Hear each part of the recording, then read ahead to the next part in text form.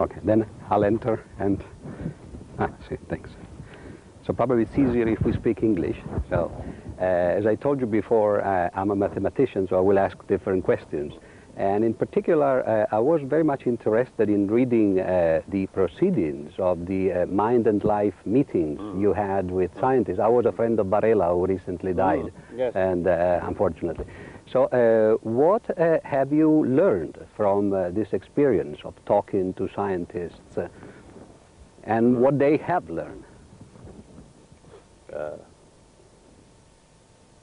As far as I know, as a result of meeting with scientists, on quite a number of occasions, 4 fields.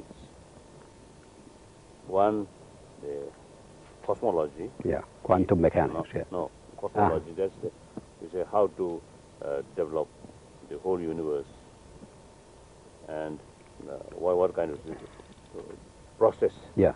And then how to dissolve or disappear. As it is, Buddhist also explain. So beginning and end of the universe. Yes, like you say, Big Bang theory, these things. So the modern scientists, you see, their explanation very helpful to the Buddhist. At the same time, to the scientist, some Buddhist sort of, I think, way of thinking or way of explanation give them, I think, the new way or new angle to look. So similarly, like quantum physics. Yeah. Now this is the substance, very subtle sort of substance. There is a ancient Indian thought. Is a deal or explain that very subtle sort of particles. Matter, yeah. There's some Buddhist scripture is mentioned the whole universe is originally come from space particles. So here, and then also is the all object. If we analyze, then finally, we can't find any sort of form except the most subtle sort of particles. So here also is some common sort of, I think, field. Yeah. Field, yes. Then the neurobiology. Actually, I think the relation between mind and body. Yeah, yeah. There, Buddhist, of course, there's a lot of explanation about mind and emotion and different thought, and what connection among these different thoughts, and how to change, how to transform these thoughts. I think basically the Buddhist, I think the philosophy or system is like external thing. Within the mind or emotion, we find out contradictory. Then use the opposition force, opposition thought to change counteract other thought. That is the Buddhist technique. So there, and then also is some like yoga exercise through physical change, and then some change in the mind. Sometimes the mind change affect physical. So their relations are very twofold. Yes. Yeah. So in the Buddhist, especially in Tantrayana, the change in the sort of body's constituency and the mind is changed. Produced by meditation. Yes, produced. That's right. Only through meditation. Can I ask you about this, namely meditation? Do you think that is a way of? I mean, you talked about 2 different things, namely, for example, quantum physics and emotions. So, is it possible by using meditation to perceive a different level of reality? This is some Westerners think this. Namely, that by meditation you actually lower your consciousness to the level of microcosmos. You think that this is your impression when you meditate? In other words, you perceive, for example, the... this? Of course, one way, of course, through meditation, the power of mind which can, let's say, which can perceive, you see, that can increase. So through that way, there's a certain phenomena which usually, you see, we can't see, or we can't understand, we can't know. Then you see, subtle mind becomes more sharper. So therefore, yes, due to more subtle Lower, mind, yeah. you can, in some cases, you can see better. But the reality always remains. Now here, within the Buddhist, one Buddhist school of thought, what called mind only school of thought. Yeah. They believe, you see, everything finally, almost like mental creation. Yeah. Idealism. But with some other Buddhist philosophy, school of thought, the one section of Madhyamika, now it believes this external things still remain there. A separate identity, mind and external thing. So the reality is always there, not mental creation. And this is the Tibetan position? Yes. We believe, you see, that is the most profound Buddhist school of thought.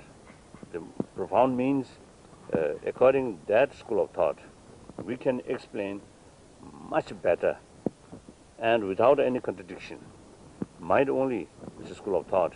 Yes, some explanation looks very beautiful, but if we sort of analyze from various sort of levels or various viewpoints, then you can find contradictions. So therefore, I think the reason or basis which through that basis which we see the distinction. This is more profound. This is more less profound. But we consider it profound. So speaking. So generally, see, we believe we accept this other one. Yes, external things are there. As like this mind. You just talked about logical perception, and I'm reading this book that I just read, some lectures that you gave in London. You talk about a lot about hermeneutics, for example, interpretation of texts. And I'm a logician, so I'm very much interested. What is the relationship between the Buddhist Tibetan training and logic? You study logic when... Oh, yes. Yes. That's, I think, now my English is difficult. Of course, you see, whether which is something exists or not, unless one sort of mind perceive, and that also,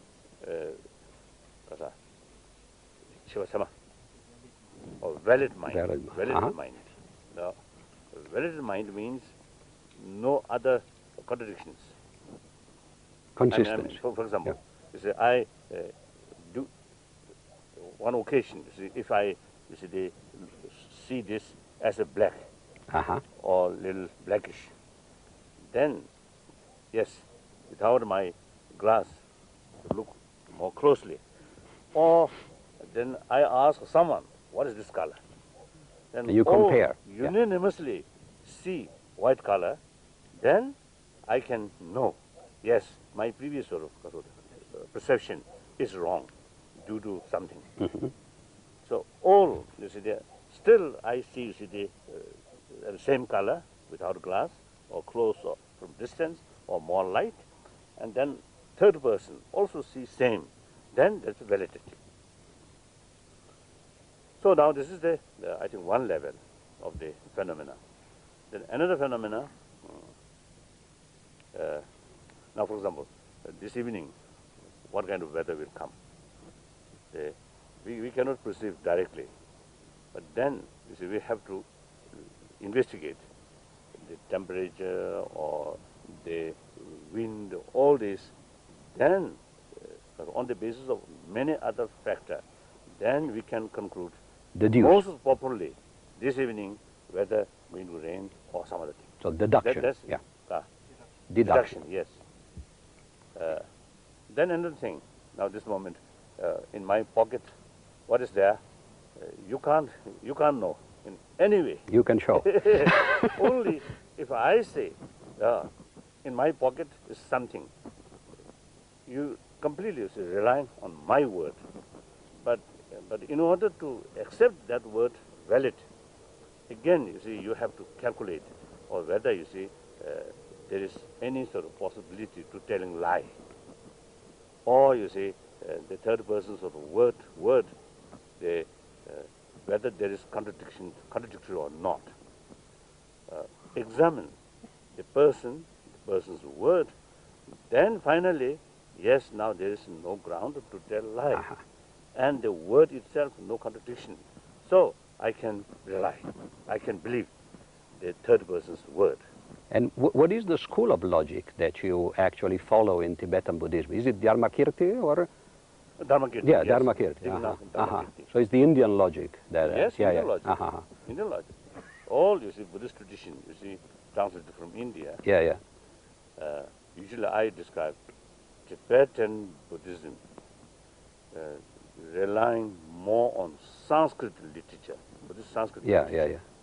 Of course, the Pali literature also, you see, many translations from Pali literature there, especially like Vinaya, the monastic sort of rules, these things are the original sources of Pali.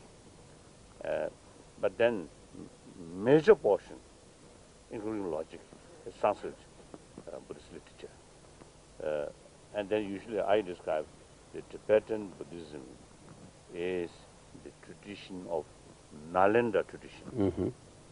Like, as you mentioned, the Dharmakirti, Dignal, yeah. or Aryadeva, and then Nagarjuna, and Shantadeva, and these, Chantakirti now, are main sources of literature or text wrote by most of them Nalanda scholar. It's very interesting. You just quoted Nagarjuna, and or maybe you have to go. When you have to go, you tell me. And Nagarjuna, for example, in the West is considered one of the fathers of deconstructionism. Have you ever heard of this word?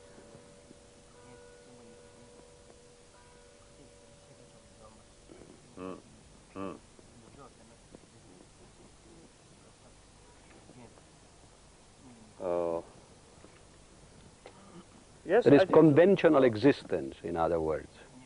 That's right. That's right. Yeah. But actually, the meaning of emptiness is not just nothingness, but the very nature of the existence. The emptiness is the quality or the aspect of the nature of the existence. Yes, there is base, something existence, but the way not as appears us. Now how? Yes, you see, it appears, whether you see internal sort of experience, like pain and pleasure, or the external thing, like you see, color, or all these things. It appears to us something solid, from the objectively, something, something independently existence. But if things exist as it appears, then if we analyze, we must find from the object side. But that we can't find. But that does not mean we denying existence. But it is existence. Conventional. But Conventional you existence. see, due to other factor, not by itself. Therefore, absence of independent existence. So the other way, yes, relative, interdependency. So that's the Nagarjuna's very clear sort of explanation about the shunya or emptiness and interdependency. Just one coin, one face, empty. Absence of independent existence. That's the meaning of emptiness. The other, since there is no independent existence, so existence is entirely dependent on other factors.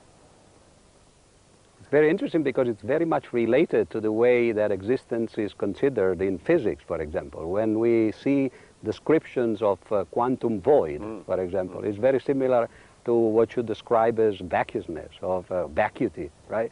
Right, And right. yeah, right. And also in logic, for example, we think, you know, that there is really actually like two schools of thought that somehow converge. So that's why, you know, it would be interesting to continue our talk, but I'm afraid that we have to finish. Maybe can I just ask a last question? And the question is, in one of the proceedings of the Mind and Life, you actually joke, sometimes you joke, and you were saying that it would be possible in principle to have, for you, to be reincarnated in a computer. Now, of course, this is a joke, but you think, jokes apart, you think that it would be possible for machines to have some level of consciousness? Up to now, No, in the future. I No, don't no, know. yeah, of course. long future, difficult to predict. Uh-huh. If you see the conditions for the basis of mind or consciousness develop, then it's possible. Would you like to be reincarnated in a computer, in a portable computer maybe? So it would, it would be easy to take you around. Then I think no freedom, no independence. Whatever the person you see carry, Yeah. let the computer always have. But it would make your, no freedom. it would make your travels easy, much easier to travel. Okay, so we, unfortunately our time is over, but we hope it will be possible to continue someday, maybe in Dharamsala or always happy. somewhere. Yes, very Right. good. Very And good. yeah, we would like to see you again. And actually, I brought you a proposal which I gave Varela. Varela supported it for the Mind and Life. Unfortunately, he died last month. So you can consider it. It's a proposal for a meeting with logicians. I'm a logician by profession. That's very good. Yeah, right. That's good. And if you are interested, there are the addresses. You can. There's already a group of professors from Harvard, from Cornell, and from all over the world. So we have a small group. Yeah, you can Very see good. what and also we would like to come. Comparative study. Yeah, right. But in logic, Yes. because usually the Mind right. and Life is on cognitive science. So it's a different. Yes. In the East, in ancient time, there are a lot of comparative study about the non-Buddhist logicians' sort of way of thinking. Yeah. And Buddhist Right. Way of thinking. And